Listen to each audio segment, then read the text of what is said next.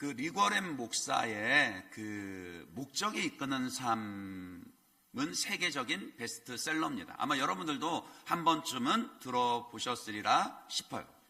2002년에 출간이 되어서 전 세계에 74개 이상의 언어로 번역이 되었고 5천만 부 이상의 판매를 기록한 베스트셀러 중에 베스트셀러입니다. 예배, 교제, 양육, 섬김, 선교, 이 5가지 목적을 위해서 우리가 창조되었고 인생은 이 5가지 목적에 이끌림 받는 삶을 살아갈 때 행복한 삶을 살 수 있다, 그렇게 주장을 하죠. 교회도 마찬가지입니다.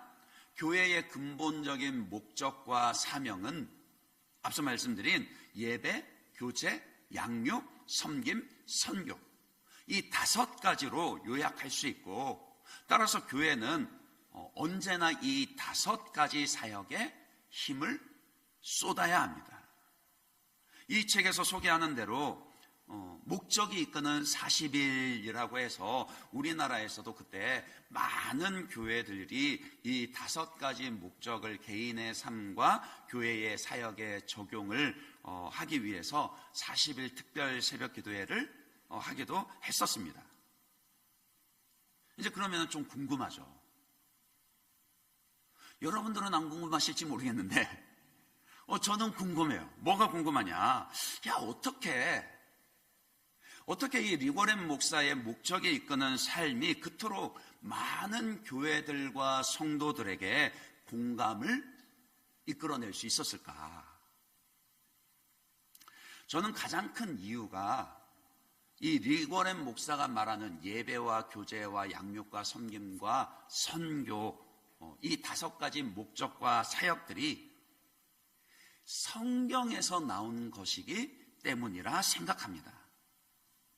리고렌 목사가 목회하는 세들백 교회의 목회 철학이라고도 할 수 있는데, 그는 이것을 세상의 어떤 철학이나 사상에서 가져온 것이 아니라요, 성경에서 이미 말씀하고 있는 사명들을 간단하면서도 설득력 있게 잘 정리를 했기 때문에, 그래서 전 세계의 교회들과 성도들에게 깊은 공감을 이끌어낼 수 있었던 것이죠. 왜 이런 말씀 드리는가 하면은요, 세들백 교회 이야기를 하려는 게 아니고 우리 예일교회를 말씀드리기 위해서입니다. 하나님의 기쁨이 되는 교회, 세상의 위로가 되는 교회. 담임 목사의 목회 철학이라고 해서 제가 세상의 도덕이나 아니면 어떤 다른 사상이나 다른 무엇에서 철학에서 가져온 것이 아니라 우리 예일교회가 이 시대에 존재하는 목적이 무엇인가? 우리 교회는 이 지역사회에서 어떤 역할을 감당해야 하는가? 이 질문에 대한 답을 찾기 위해서 기도하며 성경에서 찾아 정리를 한 거라고요. 하나님께서 세우신 그 질서와 권위를 따라서 담임 목사인 저를 통해서 우리 예일교회의 비전으로 주셨습니다. 그래서 저는 이것을 여러분에게 선포하고 설득하고 또 여러분의 삶의 그 형편과 수준을 부지런히 살펴서 이것을 수정하고 조정해 나가고 완수해야 될 책임이 있는 것이고요. 또 여러분들에게는 이 비전에 함께 마음을 모아서 한 마음으로 같은 말을 하고 같은 마음과 뜻으로 온전히 하나로 연합하여야 할 그런 책임이 있는 겁니다. 아멘이십니까? 예. 하나님의 기쁨이 되는 교회, 세상의 위로가 되는 교회, 이 비전을 이루기 위한 정체성과 핵심 가치들과 또 사명들을 담고 있는 사명선언문도 마찬가지죠. 하나님을 기뻐하는 예배자들이 말씀으로 예수님을 닮은 예수 제자가 되어 성령의 능력으로 이웃을 사랑하고 섬긴다. 2026년을 시작하면서 지난 몇 주에 걸쳐서 이제 각각의 이 주제들에 따라 설교를 한 것도 바로 그 작업을 해 나가는 겁니다. 여러분과 함께 이 비전을 공유하고 같은 마음으로 같은 말을 하며 함께 이 비전을 이루어 가기 위해서요. 그러니까 누구라도요, 우리 예일교회 성도들이라면 누구라도요, 젖먹이 어린아이에서부터 노년에 이르기까지 모든 성도들은요, 하나님을 기뻐하는 예배자가 되어야 하고요, 예수님 닮은 예수 제자가 되어야 하고요, 그리고 이웃을 사랑하고 섬기는 성령의 사람이 되어야 합니다. 여러분이요, 이웃을 사랑하고 섬긴다라는 것은 굉장히 폭넓은 사역입니다. 그렇죠. 그러니 고민을 해야 돼요. 어떻게 그럼 이것을 구체화시켜 갈 것인가? 교회가 어떻게 이웃을 사랑하고 섬길 수 있죠? 여러 가지 사역들, 여러 가지 모습들이 있겠습니다만은 크게 둘로 나누면은요, 직접적인 복음 전도와 사회적 책임을 다하는 사랑의 실천이 있습니다. 그러니까 이 둘을 합쳐서 한 단어로 표현하면 그게 뭐냐면은 선교예요. 그러니까 선교에는 직접적으로 복음을 전파하고 말씀을 가르치는 그 사역이 큰 한 기둥을 이루고 있고, 또 말씀을 실천해서 가난하고 소외되고 고통당하는 이웃을 구제하고 섬기는 그런 사랑의 사역이 나머지 한 기둥을 이루고 있습니다. 물론 어느 사역이든지 그 궁극적인 목적은 항상 영혼을 구원하여 하나님의 자녀가 되게 하는 것입니다.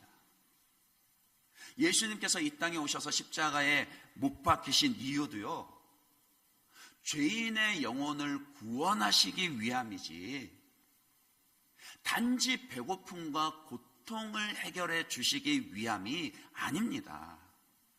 물론 예수님은 오셔서 굶주린 자들을 채워주셨어요. 오병이어의 기적을 행하시면서 배고픈 자들을 먹여주셨습니다. 수없이 많은 병자들을 고쳐주셨고 귀신을 내쫓아 주셨고 심지어는 죽은 자도 살려주셨습니다. 그러나 예수님이 그렇게 먹이시고 고치시는 그 모든 사역의 궁극적인 목적은 영혼을 구원하시기 위함이라고요. 로잔 운동이나 WCC 같은 단체에서 이 총체적 선교라는 말을 쓰거든요. 그러니까 총체적 선교라는 그럴듯한 용어를 사용해서 교회의 사회적 책임을 복음 전도보다 우선시하거나 아니면 동일시하거나 이런 것은 분명히 잘못입니다. 그러니까 항상 궁극적인 목적은 영혼 구원에 있습니다. 제자 삼는 거에 있는 거예요. 그러나 어쨌든 선교에는 사랑의 복음을 전파하는 것과 복음의 가르침대로 사랑으로 섬기는 것이 항상 함께 행해져야 한다라고요. 이 사실을 염두에 두고 오늘 설교를 들으시면 좋겠습니다. 오늘 본문은요, 부활하신 예수님께서 승천하실 때 있었던 일입니다. 6절에 보시면은 그들이 모였을 때, 즉 제자들이 예수님 곁으로 모여들었습니다.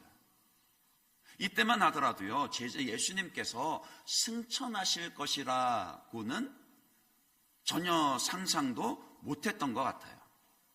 그러나 어쨌든 이제 뭔가 일어나겠다. 예수님이 부활도 하셨으니까, 죽음도 이기셨으니까 이제 뭔가 예수님이 뭘 하시겠다, 이런 감은 모두가 느꼈던 것 같습니다. 그래서 제자들 중 하나가 묻습니다. 주께서 이스라엘 나라를 회복하심이 이때니까. 아직 제자들이 성령을 받기 전이었고요. 그래서 예수님의 가르침과 구원의 의미를 온전히 이해하지는 못하고 있었습니다. 그들은 부활하신 예수님께서 권세와 능력으로 압제하는 로마 제국과 그 유대교의 기득권들을 다 쫓아내버리시고 이제 역사를, 나라를 뒤집어 엎으셔서 새로운 하나님의 나라를 이 땅 위에 세우실 것이라고 그렇게 생각을 했습니다.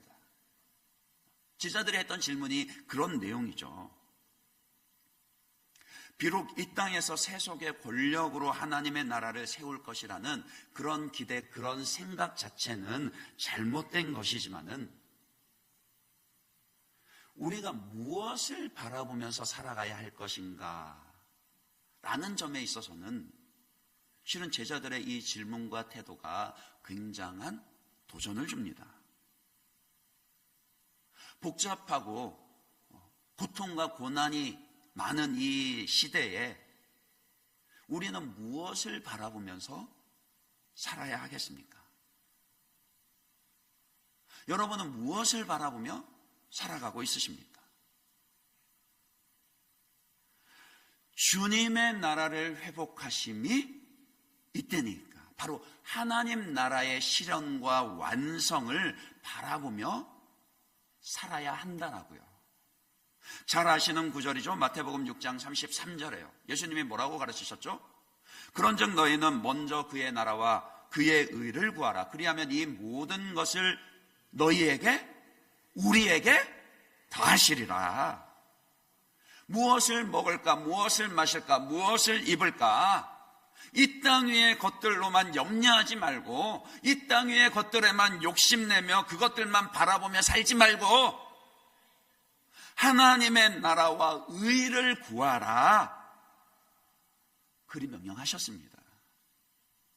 그러면은 필요한 모든 것들을 좋으신 아빠 하나님이 우리에게 채워 주신대요. 선교는 그런 겁니다.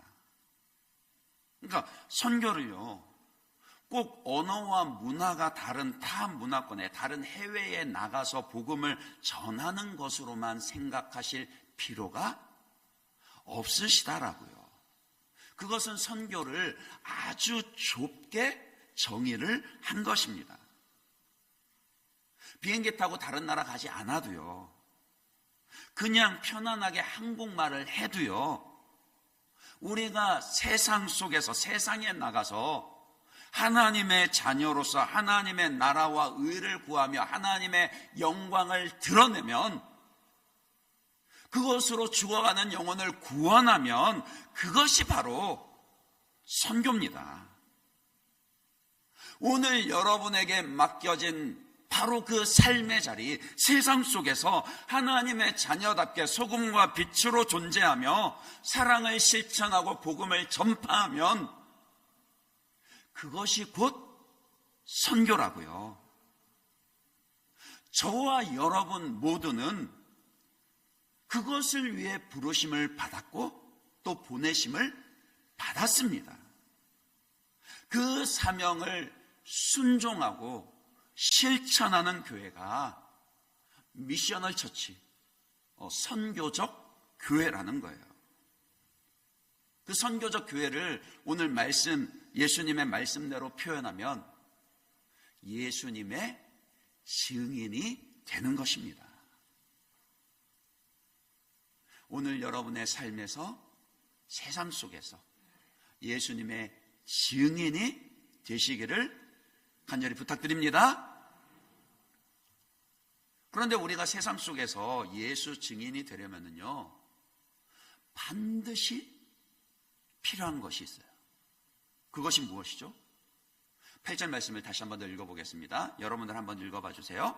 같이 시작.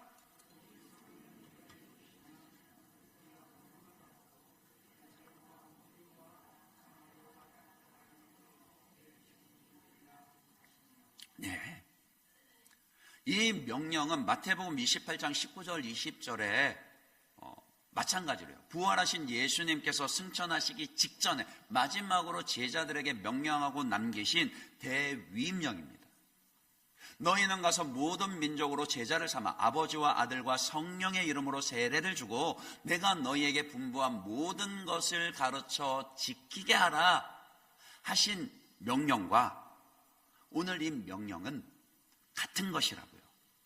모든 민족으로 제자 삼으라는 것, 땅끝까지 이르러 내 증인, 예수 증인이 되라는 것, 이 두 명령은 같은 명령으로 이해를 하시면 됩니다. 그런데 예수 증인이 되는 거예요. 모든 민족으로 제자 삼는 거, 이게 내 힘만으로 가능합니까? 아니요, 내 힘, 내 지혜, 내 의지만으로는 할 수 있는 것이 아닙니다. 앞서 그 선교의 내용으로 표현을 하자면 믿지 않는 세상에 나가서 복음을 전파하고 사랑으로 섬겨요. 그런데 그런다고 해서 그 사람들이 다 복음을 받아들이고 예수를 믿어 구원을 받습니까? 그래요? 아니잖아요. 우리 화요 전도팀이 매주 화요일 오전에 그 인근 지역에 나가서 그렇게 전도지 나눠주며 노방전도를 합니다마는 그 노방전도 나가보면 대번에 경험을 합니다. 알게 됩니다. 정중하게 전도지 거절하는 사람은요, 그래도 양반이에요. 어떤 사람은 그냥 눈앞에서 보는데도 받은 전도지 구겨가지고 휙 버려버리는 사람도 있고요. 심지어는 막 조롱하거나 막 무슨 막 욕을 내대는 그런 사람도 있습니다. 아니, 여러분들이 전도하자 그래도 잘 안 하시는 이유가 그거 아닙니까? 1년에 2번씩 상반기 하반기에 그렇게 전도 행사를 하자 해도 자꾸 망설여지는 건 거절당할까 봐 두려워하기 때문이고, 괜히 또 전도하려 하다가 이 관계가 조금 애매해지거나 서먹해질까, 그래서 그런 거 아니에요? 만약에 여러분들이 전도하는 족족 전도하는 대로 사람들이 다 호의적으로 받아들이고 예수 믿는다면은 그래도 전도 안 하시겠어요? 안 할 거예요?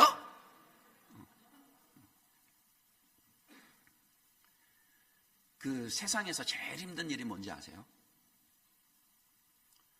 그 어느 설교자가 비유를 든 것인데, 세상에서 제일 힘든 일이 뭐냐면요, 시각장애자에게 빛을 이해하도록 설명하는 거래요. 한번 생각해 보세요. 여러분에게 앞을 못 보는 누군가에게 빛을 설명해 주라라고 하면은 어떻게 설명을 하시겠어요? 우리의 지혜와 힘으로는 불가능한 일이죠. 선교란 그런 거라고요. 전도란 그런 거라고요. 그래서 우리에게는 권능이 필요합니다.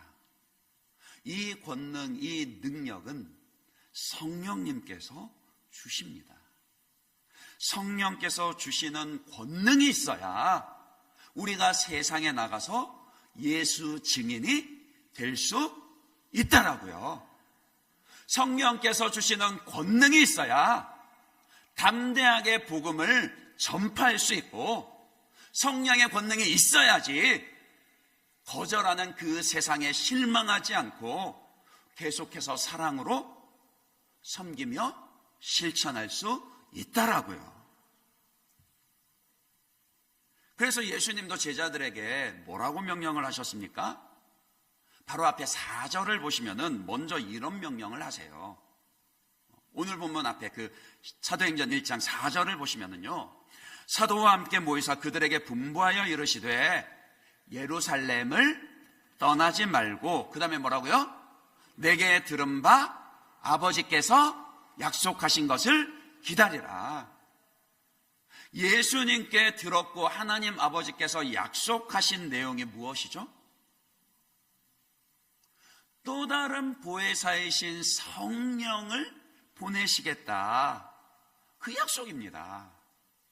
요한복음 14장 16절 17절입니다. 보시면은요, 내가 아버지께 구하겠으니 그가 또 다른 보혜사를 너희에게 주사 영원토록 너희와 함께 있게 하리니 그는 진리의 영이라 세상은 능히 그를 받지 못하나니 이는 그를 보지도 못하고 알지도 못함이라. 그러나 너희는 그를 아나니 그는 너희와 함께 거하시며 또 너희 속에 계시겠습니다. 진리의 영이신 보혜사 성령님을 보내주셔서 함께하게 하실 거다. 이게 하나님의 약속이고 예수님이 들려주신 약속이에요. 그런데 그 성령께서 오시면 그냥 오시는 게 아니라 오셔서 우리에게 무엇을 주신다고요? 권능을 주신다라고요. 힘을 주신다라고요. 지쳐있는 여러분들에게 힘을 주신다라고요. 두려워하는 여러분들에게 담대할 수 있는 권능을 주신다라고요. 그래서 예수님은 제자들에게도 무턱대고 야, 너희들 빨리 세상에 나가서 내 증인이 돼야 해, 이렇게 말씀하지 않으셨습니다. 먼저는 성령을 받도록 기다리라 하셨죠. 이 기다리라라는 말씀은 아무것도 하지 않고 그냥 가만히 있어라, 그런 뜻이 아니에요. 무엇을 하면서 기다려야 하죠? 기도해야 합니다. 성령을 기다린다는 것은 주님께 그 약속을 믿고 성령을 주시도록, 성령의 권능을 주시도록 간절히 기도해야 한다라는 거예요.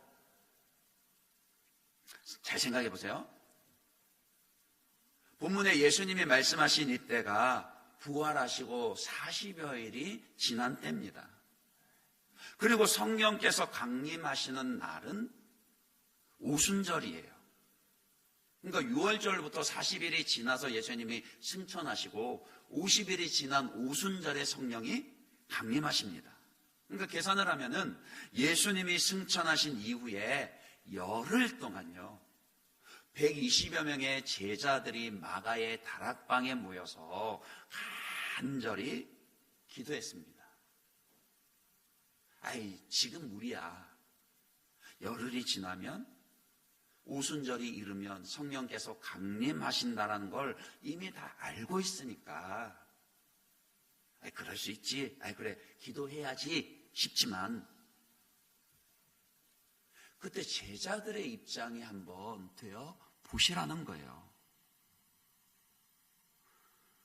그들 중에서는요, 도무지 성령께서 어떤 분이신지를 제대로 아는 사람이 없었습니다. 왜냐하면 단 한 번도 경험해 본 적이 없었고요, 누구 하나 설명해 줄 수 있는 사람도 없었거든요. 기도는 하는데 하나님 응답하셔서 성령을 보내시면 어떤 일이 벌어질지, 어떻게 오실지 몰랐어요. 게다가요, 정확하게 언제 오실지도 몰랐습니다. 예수님께서 열흘 뒤에 성령 보내주실 거니까 너희가 간절히 기도해, 금식해서라도 기도해. 열흘 금식하는 건 좀 힘들긴 하죠. 그래도 어쨌든 기간이 딱 정해지면은 힘들어도 간절하게 부르짖어 기도 할 만하잖아요. 그렇지 않나요? 그런데 그때 그 제자들은요, 성령을 보내신다고는 했는데 하루 뒤에 오실지, 사흘 뒤에 오실지, 열흘, 한 달, 도대체 얼마나 기도해야 하고 얼마나 기다려야 하는지를 잘 몰랐습니다. 우리는 택배기사 아저씨만 제때 하나도 맨날 조회하면서 답답해 하잖아요. 그러니까 기도할 때 이것만큼 답답한 일이 없습니다. 그렇지 않나요? 기도의 응답이 언제 어떻게 주어질지도 모르면서 간절히 기도한다? 이거는 정말 대단한 겁니다. 그러나 하나님은요, 하나님은 반드시 약속을 지키시는 분이라는 거예요. 이게 중요하죠. 주님의 말씀은 반드시 말씀하신 그대로 이루어집니다. 막연하게 기다리고 답답한 그런 시간인 것처럼 보이지만 약속의 말씀을 붙잡고 기도했을 때 하나님은 그 기도에 응답하시고 역사하셨습니다. 기도하니까 기도로 주님의 영광을 보게 하셨습니다. 오늘 우리가 세상에서 예수의 증인이 되려 할 때 그 권능을 필요로 할 때도 똑같습니다. 성령께서 임하시기를, 성령의 기름 부으심이 있기를, 성령으로 충만해지기를 간절히 기도해야 합니다. 그 오순절이 이르기까지 다락방에 모여서 간절히 기도했던 그 제자들처럼 우리도 간절히 부르짖어 기도해야 합니다. 기도하면 반드시 우리에게 성령을 주십니다. 그 약속을 다시 한번 더 확인해 볼까요? 누가복음 11장 13절입니다. 같이 읽겠습니다. 너희가 악할지라도 좋은 것을 자식에게 줄 알거든 하물며 너희 하늘 아버지께서 구하는 자에게 무엇을요? 성령을 주시지 않겠느냐 하시니라. 우리에게 구하라, 찾으라, 문을 두드리라 명령하시면서 성령을 주시겠다고 약속하신다라고요. 그러니 믿음을 가지고 기도하셔야 합니다. 내게 성령을 주실 것을 믿고 기도하셔야 합니다. 성령께서 오셔서 권능을 주실 것을 믿고 간절히 기도해야 합니다. 그래야 하나님을 거스르는 세상에 나가서도 담대하게 예수 증인이 될 수 있고 복음을 전파하며 실망하지 않고 사랑으로 그들을 섬길 수가 있는 겁니다. 다시 말씀드리지만 예수의 증인이 되는 것, 즉 선교하는 것은 이웃을 사랑하고 섬기는 겁니다. 이웃을 사랑하고 섬기는 최고의 방법이 복음을 전하여서 영혼 구원하는 거예요. 그것 위에서 구제도 행하고 선행도 하는 것입니다. 베드로가 성전 미문에 앉아있던 안진뱅이에게 은과 금은 내게 없으나 내게 있는 것 나사렛 예수 그리스도의 이름으로 명하노니 일어나 걸으라. 저와 여러분에게도 이 믿음과 선교의 순종이 필요하다라고요. 적어도 우리 교회 사명선언문에서 말하는 이웃을 사랑하고 섬기는 것은 단지 선행과 구제만을 의미하지는 않습니다. 당연히 이웃을 섬기고 도와야 하지만 그것은 우리의 착한 행실, 즉 사랑의 실천을 통해서 전도하고 영혼 구원을 하자라는 그런 의미라고요. 특별히 세방향 선교를 감당해야 한다는 것을 이해하시고 실천하실 수 있길 바랍니다. 우리 예일교회의 6대 사역 방향을 보시면요, 이것도 다 주보에 있습니다. 주보에 보시면 우리 교회 비전이 있고 그것을 이루기 위한 사명선언문이 있고 그리고 그것을 구체적으로 보다 더 어떻게 실행할 건지 6대 사역 방향이 있고요. 특별히 올해는 어떻게 무엇에 집중하자 하는 그런 목표가 있죠. 그 6대 사역 방향을 보시면 6번째 이렇게 정리를 해놓았습니다. 하나님 나라 확장을 위한 세 방향 전도와 선교. 여기서 이 세 방향이라는 게 이웃을 향해, 세계를 향해, 그리고 미래를 향해, 이 세 방향입니다. 이웃을 향한 방향이라는 것은 우리 주변의 지역사회를 향한 것입니다. 그러니까 우리 예일교회가 있는 간석 사동을 비롯해서 주변의 십정동, 주안동, 좀 더 넓게 보면 남동구, 미추홀구, 부평구, 더 넓게는 인천에 있는 이웃들이 우리가 사랑으로 섬겨야 할 이웃들입니다. 잘 아시겠지만 그 지도를 보시면은요, 간석사동은 그 남동구 중에서도 달팽이 풀처럼 툭 튀어나온데 거기 위치해 있습니다. 혹시 모르시는 분은 오늘 예배 마치고 가서 다음 지도 꼭 보시기 바랍니다. 그 지도만 보면은 간석사동을 왜 남동구에다 붙여놨을까? 저는 우리 교회 부임해가지고 지도 처음 보면서 딱 그 생각이 제일 먼저 들더라고요. 근데 이게 가만 지도 들여다보고 있으니까요, 우리 교회 위치가 지리적으로 아주 기가 막힙니다. 그러니까 남동구에 있으면서도요, 바로 옆이 미추홀구고요, 길만 건너면은 부평구입니다. 그러니까 그 말은 뭐냐면은요, 우리 교회에서 인천 시내 웬만한 데는요, 차로 30분이면 다 간다는 얘기예요. 무슨 말인지 잘 모르시겠어요? 우리 인천교회가 우리 예일교회가 인천의 중심이라고요. 동의하지 않으세요? 그러니까 지금 무슨 말씀을 드리는가 하면은요, 주님께서 우리 예일교회에 맡겨주신 선교적 책임을 말씀드리는 겁니다.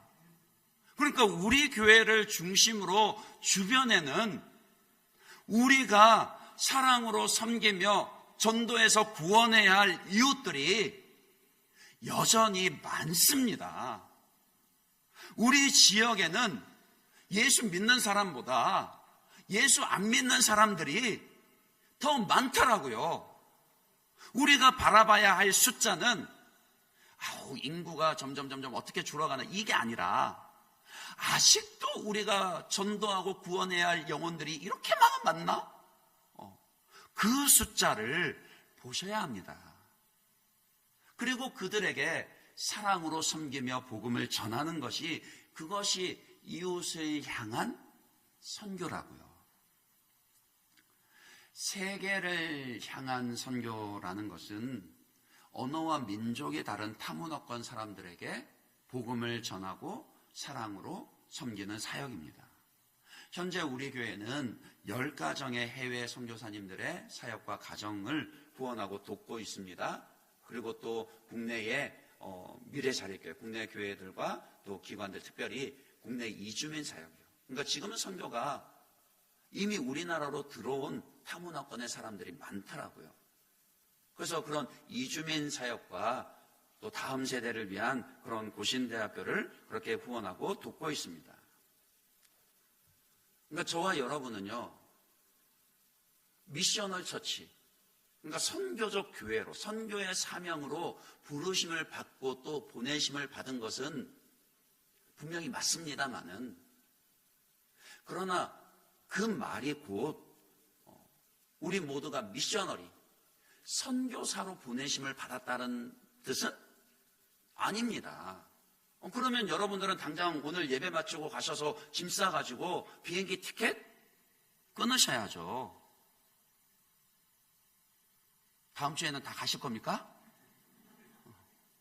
그러니까 그 말은 우리는 보내는 선교사로서 해외 선교를 위해서도 세계를 향해서 기도와 물질로 필드에 나가 있는 선교사님들을 후원하고 적극적으로 도와야 한다라고요. 그리고 또 우리 안에서 계속해서 이 선교사로 헌신하는 자들이 일어서도록 기도하고 후원해야 합니다. 나랑 멀리 떨어져 있는 얘기가 아니에요. 제가 어렸을 적에 저희 모교회에서 후원하던 선교사님들 중에 몽골의 1세대 선교사님이 계셨어요. 지금은 몽골에 가면은 거의 수도 울란바토르는 한국인지 잘 구별이 안 될 정도라 하지만은 그때만 하더라도 아직 공산권 가운데 있었고 선교사님뿐만이 아니라 몽골에 들어가는 한국 사람 자체가 별로 없었던 때입니다. 당연히 저는 개인적으로는 그 선교사님을 잘 몰랐습니다. 뵌 적도 없고 얘기를 나눠본 적도 없었어요. 하지만 교회에 오는 그 선교사님의 기도 편지를 꼼꼼히 그렇게 다 읽고 있었고, 다른 선교사님들과 마찬가지로 그분을 위해서도 기도하고 있었다. 그래서 그 선교사님이 몽골에 개척한 그 몽골 교회 이름들도 다 알고 있었어요. 기도하니까 입에 그 이름이 익으니까요. 이제 그러다가 제가 대학을 졸업할 무렵에 목사로 콜링을 받았습니다. 이제 저 같은 경우는 담당 목사님으로부터 목회자로 헌신하는 것이 어떻겠냐라는 그런 권유를 먼저 받았어요. 제가 어떻게 반응을 했을까요? 제가 아주 신앙이 좋아지고 당연하죠. 주님 저를 보내세요. 이랬겠습니까? 아니에요. 고민했습니다. 많이 고민이 됐습니다. 그리고 기도를 했습니다. 그런데도 단번에 내적인 확신이 들지는 않는 거예요. 이제 그러던 중에 제가 다른 교회 선교팀하고 이 몽골로 단기 선교 여행을 가게 됐거든요. 보통은 몽골 단기 선교 여행 가면은 몽골에 가장 좋은 때요. 한 4월에서 6월 사이. 그렇지 않으면 여름에 대부분의 팀들이 많이 갑니다. 근데 그때 저희 팀은 무슨 정신으로 그런지 모르겠는데 12월에서 1월 가장 추울 때 그렇게 갔었어요. 근데 이제 놀라운 거는 처음 출발할 때만 해도 이제 다른 교회 팀하고 갔으니까 전혀 계획에 없었는데 울란바토르에서 제가 어렸을 적부터 기도하던 그 선교사님을 만나게 된 거예요. 그래서 팀원들의 그 양해 가운데 저만 따로 이제 그 선교사님 댁에 가서 식사하고 교제를 할 수 있었습니다. 당연히 이제 그때 선교사님께 사역의 부르심에 대한 저의 소명에 대해서 고민하는 것 말씀을 드렸을까요? 안 드렸을까요? 예, 드렸죠. 그것에 대해서 선교사님이 아주 귀한 조언을 해 주셨고, 제가 하나님의 부르심을 확인하는 데 있어서도 큰 도움이 됐습니다. 그러니까 제가 왜 이 말씀을 드리느냐. 아마 여러분 대부분은 주보에 올라있는 선교사님들을 그저 이름으로만 알고 계실 겁니다. 그러나 그럼에도 여러분들이 그 이름을 직접 불러가면서 기도할 때 하나님이 들으신다라고요. 하나님이 여러분의 기도를 들으시고 여러분의 기도를 사용하셔서 역사하시고 그 선교사님의 사역과 그 가정을 통해서 그 땅 가운데, 그 민족 가운데 주님의 영광을 나타내 보이십니다. 어쩌면은 계속 그 선교사님을 모르고 지나갈 수도 있고요. 아니면 저처럼 가장 필요할 때 만나게 하실 수도 있습니다. 중요한 것은 그렇게 하나님께서 함께 하나님의 나라를 이루어가게 하신다라고요. 그러니까 세계 선교도 우리에게서 한 걸음 멀리 떨어진 멀리 있는 그런 선교의 사역이 아니라고요. 우리는 이곳에서도 인천시 남동구 간석동에서도 세계를 향한 선교 사역을 감당해야 합니다. 마지막으로 빠뜨릴 수 없는 아주 중요한 선교의 방향이 미래를 향해입니다. 바로 우리의 다음 세대, 우리의 자녀들을 향한 선교죠. 여러분들도 아마 익히 들어보신 표현이겠지만은 3대 신앙 계승을 이루어야 한다라고요. 한번 따라해 보시겠어요? 나로부터의 3대 신앙 계승. 그러니까 여러분 자신부터, 여러분의 믿음으로부터 여러분의 자녀들과 여러분의 손주들까지요. 성경에 보시면은 이 3대 신앙 계승에 대한 표현들이 많이 등장합니다. 대표적으로는 구약에 보시면은 아브라함의 하나님, 이삭의 하나님, 야곱의 하나님이라 그러셨고요. 신약에는 외조모 로이스와 어머니 유니게와 그리고 디모데가 나옵니다.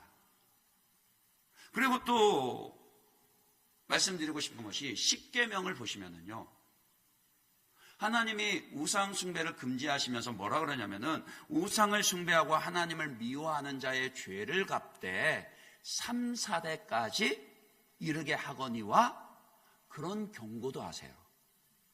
그러니까 이게 경고의 말씀이시긴 한데 그 무게와 의미를 생각하면 거꾸로 뒤집어서 생각을 해보면 적어도 3대까지는 신앙 계승을 누가 책임져야 된다고요? 내가 책임져야 된다, 그 말인 거예요. 내가 하나님을 경외하고 잘 섬길 뿐만이 아니라 내 자녀들, 내 손주들까지도 하나님을 잘 경외하고 섬기도록 책임져야 한다는 겁니다. 여러분의 자녀의 신앙 계승을 누가 책임져 주겠습니까? 옆에 장로님이 책임져 주시겠어요? 다른 집사님이 책임져 주십니까? 아니요. 내가 책임져야 되는 겁니다.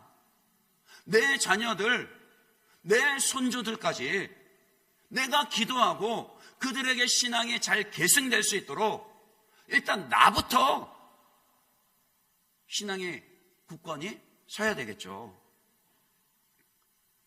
어디까지 자녀들의 신앙 계승을 책임져야 되느냐? 그 해외 선교 사역에서도 목표가 뭐냐면요, 자립하는 교회를 세우는 것입니다. 자립하여 선교하는 교회를 세우는 거예요.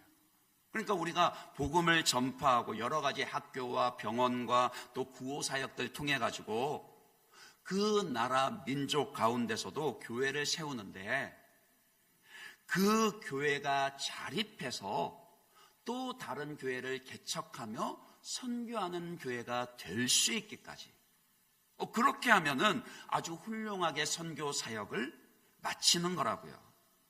근데 그거는 미래를 향해서도요, 우리의 자녀들을 향해서도 마찬가지입니다.